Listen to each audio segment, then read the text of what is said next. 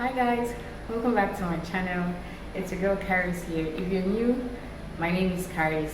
I film about lifestyle, relationship, travel, and motherhood.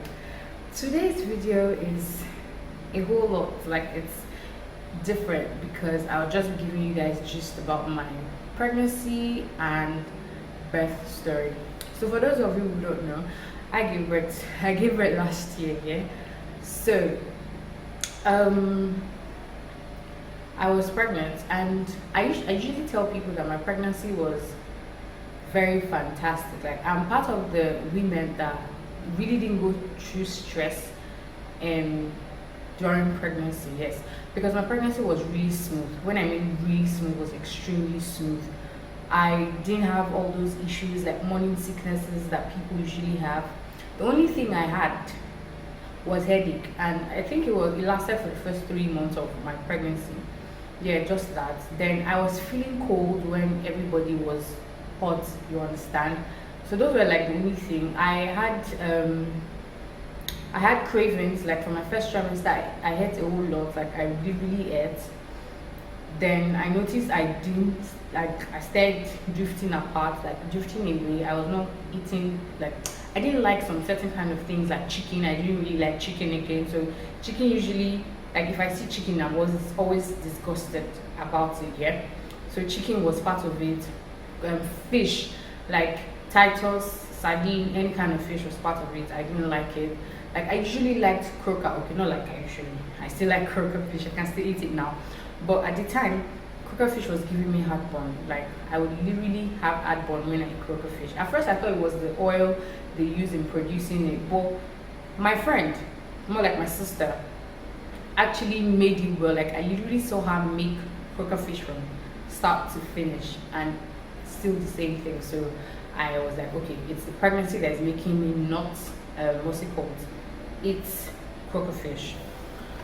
Okay, so again, I was eating a whole lot. I wasn't spitting, I wasn't throwing up, I didn't have all those things. I was literally fine. Fast forward to second trimester, I wasn't eating as much as I could, and they were like, oh, this is the time you need to eat because your baby needs to eat food to grow. And I was like, so what was I doing first trimester? During last time, like I was eating a whole lot first trimester, you are not telling me. But I tried, like I forced myself to eat. Third trimester, I was still fine. Like I said, from first trimester to third trimester, I was okay. I wasn't ill, I wasn't pale. I was even glowing more in my pregnancy. I think I should I'll post a picture of my pregnancy. I was really glowing in my pregnancy, so nothing was wrong with me. I was fine. But third trimester, towards the end of third trimester, like when I wanted to give birth, I was becoming tired. I would literally work or go somewhere and come back exhausted, and having heartburn, and I'll just need to lie down for like 2 to 3 hours before I'm fine. So that was the only thing that happened during my pregnancy. But every other thing I was fine. And in my third trimester, I remember I ate a whole lot. Like I ate all my cravings, everything I was craving, I ate them very well. Yeah, I ate all my cravings. Like I wasn't eating healthy, I was eating everything and anything. Like just time I ordered what's it called? Crispy cream donuts, the one of 12, glazed one to be precise. I finished it. I ate pizza, I ate shawarma, I ate a whole lot of things. But the thing is, in my pregnancy, I was consistent with drinking water. Like I was drinking water like a camel. Like I was drinking water a whole lot, and I didn't see anything wrong with it. I was drinking water. And yes, again, in my pregnancy, I was peeing a whole lot. In pregnancy, you pee a whole lot. So towards third trimester, it felt like my bladder was out, like was almost out, and I was always going to the toilet every time. Like I literally go to the toilet now. I'm going back to the bed. Like 5 minutes later, like I'm off again to the toilet. So those were the only things. That's why I tell people that I'm part of the women that got really blessed with good pregnancies. I was fine. Nothing was wrong with me. I was usually okay. You guys can tell, like the way I'm even saying it. So my pregnancy there was no bad news about my pregnancy. It was all good from beginning till the end. So time for me to give birth, like when fast forward to when I wanted to give birth. If they had told me that contraction was that, I don't know the word to use, was that serious, maybe I wouldn't have said, okay, yes, I want to get pregnant. So like remove contractions from the whole pregnancy. Maybe I'll do that again. Yeah, I'm saying so. Maybe I'll do that again. Maybe because my pregnancy was cool. But that contraction was not it at all. And I had read a whole lot, like during my antenatal, like when I heard from people, a whole lot of people, and they were like, oh, your water will break, you will have to show, this will happen to you, that will happen to you. But I think it was only the show I had, like the Sunday night stroke Monday morning. It was only the show I had. The contractions were not, they were just coming and they were going, so I didn't really feel anything like that. Monday was the last day of my antenatal, so I went to the hospital, saw the doctor. Okay, no, before I saw the doctor, rather, I went to the labor ward and okay, they checked me. And mind you, there's no equipment or no equipment to check you and to check how far you're dilating. So they literally put their hands inside of you. Yes. So they checked and they were like, oh, you're not ready yet. I was like, but I'd seen my show and this is what they said. They're like, yeah, it happens a lot. You might see your show, but you're not ready. I was like, okay. So they're like, you have to go back home. And I was like, this was the part I was testing, where they have to send me back home. I was like, okay, no problem. So my husband and my mom were with me at the time. So my husband was like, okay, since today was the last day of the antenatal, which was Monday, let's see a doctor and explain yourself to the doctor. So we saw the doctor and the doctor checked me. She was like, no, your baby is doing fine and all. But if after, like, she asked how far gone was I, and like that day I was 40 weeks and 3 days as at that day. And she was like, whoa, 40 weeks and 3 days. Okay, you have to go back home. If, like, your baby's supposed to be out by now. But if till Wednesday your baby's not out, we'll have to induce you. And when I heard the word, I was scared. I was like, induce? No. I've heard a whole lot about this inducing thing. And I was like, no, I'm not ready for that, please. I want my child to come out on his own. Yeah. So we got home that day. I still did the antenatal, okay, and I left. We got home that day. I laid my hands on my stomach. And sorry, before I even continue this gist, I want to just tell everybody that whatever you want in your pregnancy is what God will give to you. I know I really prayed to God about everything I want in my pregnancy. I didn't want to spit, I didn't want to do anything, so I didn't have all of those. And I prayed to God that my child should be like a certain way. Yeah, like me looking at my child every day, I'm always saying, God, thank you.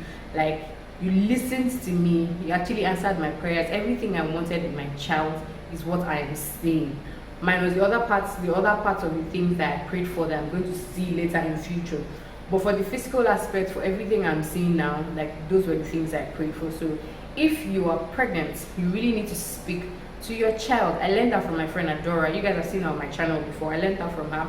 Like, she literally tell you to place your hand on your stomach and keep prophesying the word to your child, which was what I did. So yeah, I got back to the house that day and I laid my hands on my stomach. I was like, you're going to come out today, baby. You're going to come out today. You're not going to wait till Wednesday. They're not going to induce mommy. Like, I was literally talking like I was talking to somebody and the person was listening. So I was there. I think I had my last meal of the day on Sunday. I didn't eat that morning. Obi got me food. I couldn't eat. Then contractions started coming.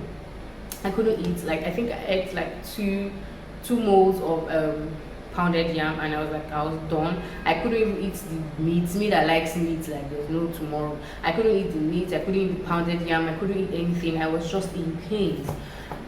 So there's this industrial fan I have in my house. There's an industrial fan. There's AC. So now, like, everything was on. Everything was on that day, and I was still not feeling myself. I felt like fire was burning me. Now that's when the contractions really started. Fire was burning me. I was literally lying on my center rug in my house. My mom was there. My mom was like, don't worry, you'll be fine. I was crying. You see, this ad girl thing that I'm always doing, it was in the mode. I cried. I was crying. Like, at least I was shedding tears. I was crying.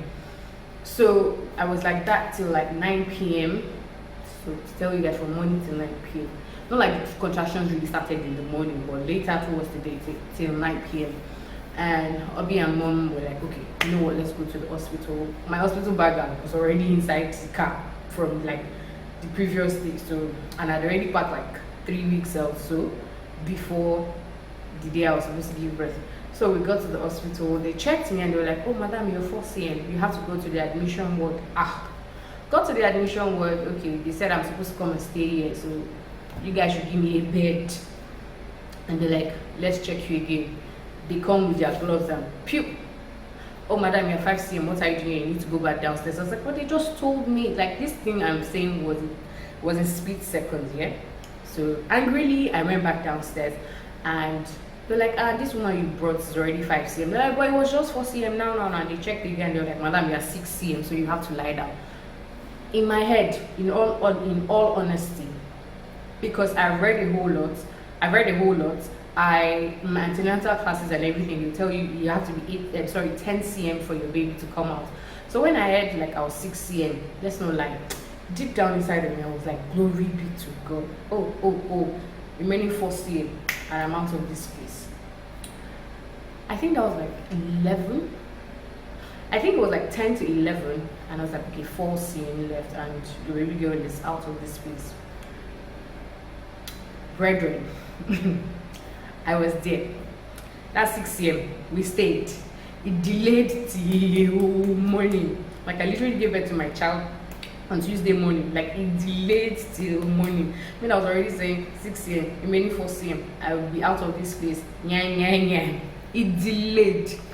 But then I remember that I was no longer myself. The contractions were serious. They had already strapped me around my stomach and they were checking for the heartbeat of the child. So I couldn't do it. I couldn't stand again. You see all those things you see in American or in the abroad hospital. It doesn't really, especially if you give birth in a government hospital. Those things you see there don't really work here. They don't even let your partner go into the delivery room with you. So my partner didn't go into the delivery room with me. He was not even in the labor room. But somehow they were able to smuggle my mom inside, and she was literally telling me, okay, don't worry, you're fine. I was dehydrated, and they were like, oh no, you cannot take water again. I was like, so what if I pass out? And they're like, you cannot pass out. Like I mean, I was dehydrated. I felt like my tongue was dry. I was screaming. I was crying. I was screaming my husband's name. I was screaming my mother's name. It didn't work. It got to a point I was like, okay, you guys should just come and tell me. Yes, I'm tired. Even my husband was like, he couldn't take it again. He was like, you should come and tell. And the doctor that God used was like, calm down. She's not there yet. It's not time for us to tear her up. Not only the woman was like patiently waiting for the time I was going to give birth. She was always coming. So she came later on, like at night, to break my water. So like I said, my water did not break by itself. And I heard breaking of water feels like a long way. Mine did not break. They broke my water. I started speaking in tongues. The only thing that helped me that day, I was speaking in tongues, I was praying, I was singing songs. Like those were the only things that helped, because let's not lie, I was like like contractions and deliveries, like you are between life and death. You don't even know what's wrong with you. Like your child just wants to come out. The child's head is already down. The child wants to come out. Like you're losing it. So those are the only things that helped. I was speaking in tongues. I wasn't praying. I was speaking in tongues. I was singing hymns. I was singing worship. I was just calling the name of Jesus, Holy Spirit. Those were, I remember vividly well. Those were the only things I was calling. Those were the only names I was calling. Fast forward to like 7:16, when they were like, oh, okay. Then I heard that when you want to do number 2 means you want to bring out the baby. So I literally screamed my lungs out like, doctor, I want to do number 2. And they came to check and like, okay, she's 10 cm already, you guys should prepare for delivery. And also they took me to delivery room. And before then, I remember this person I follow on Instagram, and again, there's this other person I followed on Instagram too. She was my friend in school at the time, and she said she literally did 2 to 3 pushes. Like she did 2 to 3 pushes and baby came out. I keyed into that one, let's not lie. I literally prayed. And thank God for the nurse that God used, because before then I have already prayed that God, please just give me a good doctor, a good nurse that will not get on my nerves, that will just work with me. Because me, let's not lie, Dangbana Shoko, do you understand?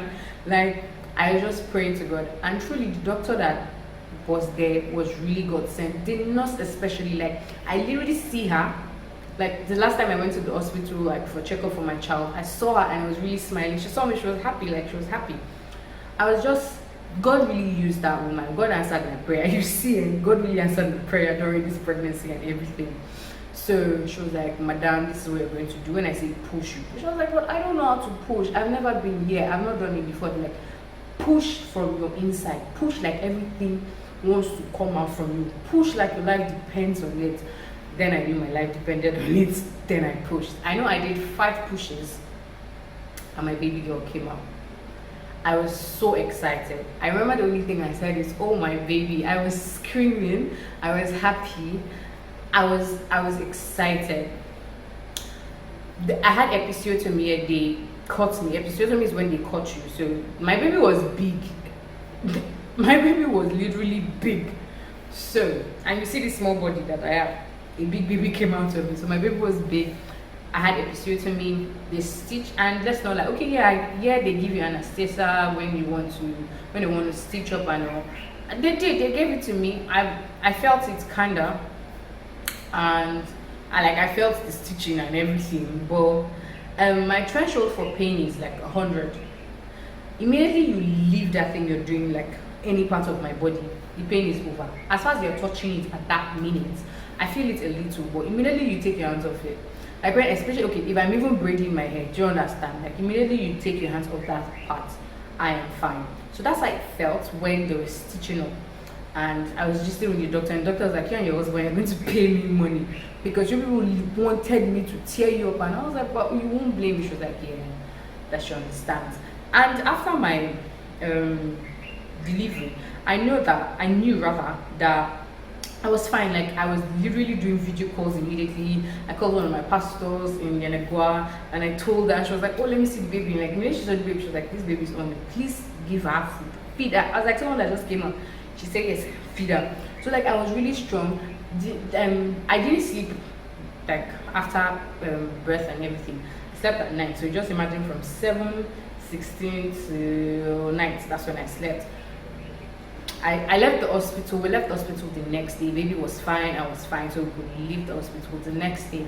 So my recovery was really fast. It was really fast. I thank God. Like I was fine in like 4 days. Yeah, I could move around fine, freely in 4 days. Baby was okay. I was okay. Like everything just happened really fast. I just give God the glory, yeah, because women go through a lot. A lot of people like pass out on their way to give birth. So if you have any woman around you that is pregnant, please be there for her, be strong for her, keep praying for her. She needs it like at that time, because it's not her own making. Anything you see her doing, just forgive her. It's not her fault. On a normal day, she would not do that. So just accept it for that main time, that it's because of the baby and all. Anyways, guys, so that's what happened to me. I'm fine. Baby's fine. Baby's even growing. Baby's a big girl. You guys see her pretty soon. I think this is like, yeah. Anyways, baby's fine and all. So if you like this video, please like. If you enjoyed this video, please like, share, comment, subscribe, please, guys. Subscribe now. Like we really need to.